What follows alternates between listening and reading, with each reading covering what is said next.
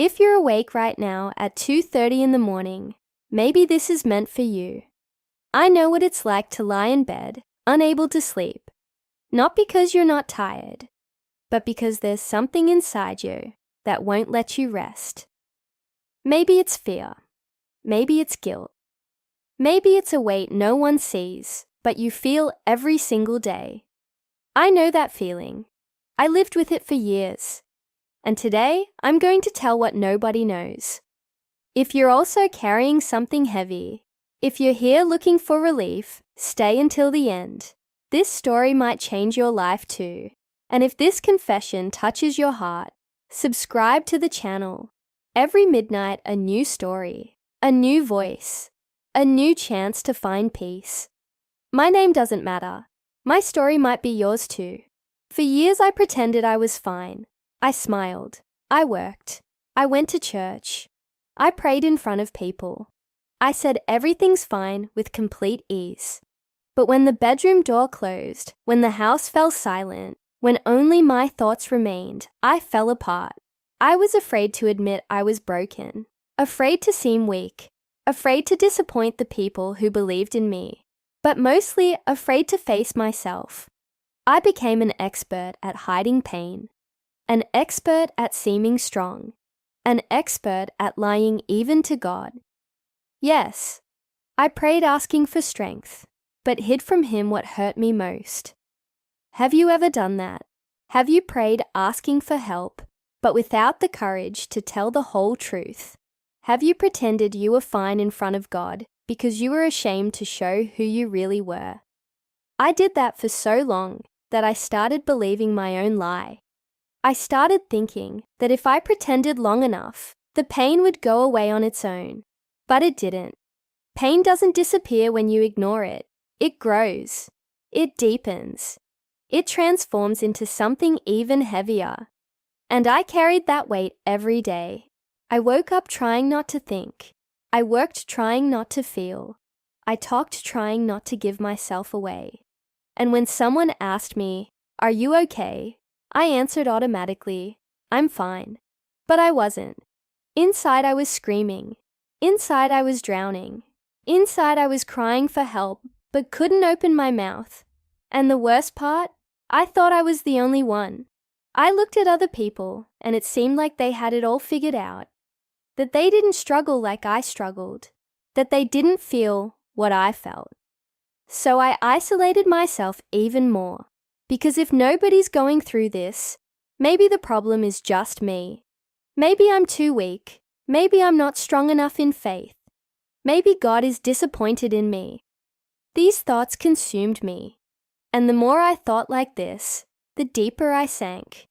I started avoiding moments of silence, loud music, TV on, anything to not be alone with my thoughts. Because in silence, the truth appeared. And I didn't want to face the truth.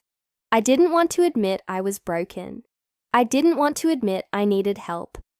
I didn't want to admit I couldn't do it alone. So I kept pretending. Day after day, week after week, year after year. Until one night, a midnight like this one, I felt something different. It wasn't guilt. It wasn't shame. It was an emptiness so deep that I realized I couldn't keep pretending anymore. I was exhausted, tired of fighting alone, tired of carrying something that was destroying me from the inside, tired of pretending everything was fine when nothing was fine. And that midnight, I did something I had never done before. I stopped pretending. I knelt on my bedroom floor in the middle of the darkness, and I told the truth, not to people, but to God. I said, "Lord, I'm not okay. I can't take it anymore. I'm afraid. I feel lost. I feel alone. I need help." And for the first time in years, I cried for real.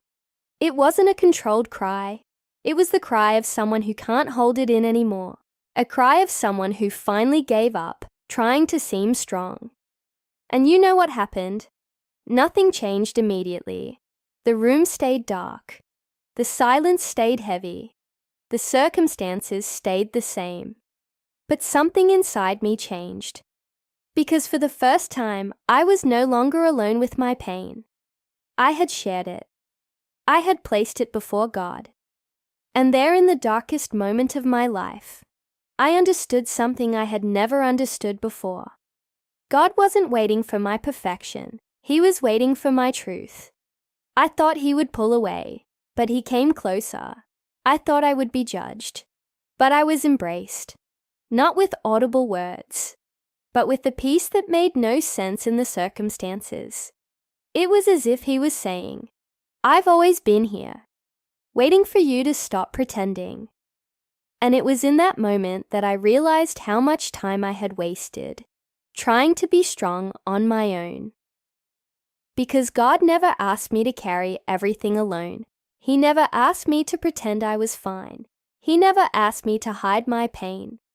He just wanted me to be real, to be truthful, to trust him enough to show who I really was. And when I did that, when I finally let the mask fall, something began to move. Healing didn't come as an instant miracle. It wasn't a snap of the fingers, and everything resolved. It was a process, but it was an accompanied process. In the following days, I still woke up with fear, but now I no longer hid the fear.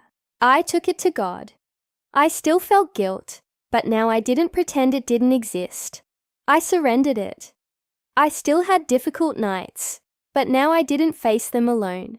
And gradually, very gradually, I began to feel something I hadn't felt in years. Peace.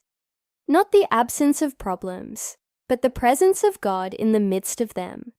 I began to understand that being a Christian doesn't mean never being broken. It means knowing where to take the pieces. I began to understand that true prayer isn't the beautiful, well-structured one. It's the honest one. It's the one that comes from the depths of the soul. It's the one that says, Lord, I don't know what to do, but I trust you. And the more I practiced this honesty with God, the lighter I felt.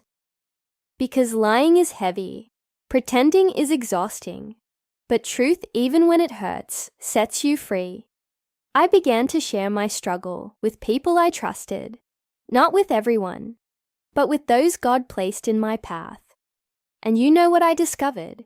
That I was never alone. Other people were also struggling.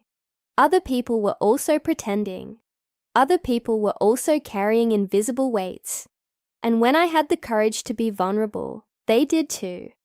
And there in that honest exchange of pain and hope, I saw the body of Christ functioning the way it should function. Not as a stage of perfections, but as a hospital of wounded souls, supporting each other. Today, I still have difficult days. I still have sleepless nights. I still have moments of fear and doubt, but I don't pretend anymore. And that changed everything. Because now when I pray for real. When I cry without shame. When I need help, I ask. And God has sustained me. Not the way I imagined. Not by removing all the difficulties, but by giving me strength to face them. He has shown me that His grace is sufficient, that His power is perfected in weakness, that I don't need to be strong, because He is strong for me. If you're listening to this now and feel like you're living an emotional lie, that you're smiling on the outside and dying on the inside, I want to tell you something. You're not alone, and you don't need to keep pretending. God isn't waiting for you to fix everything before coming to Him.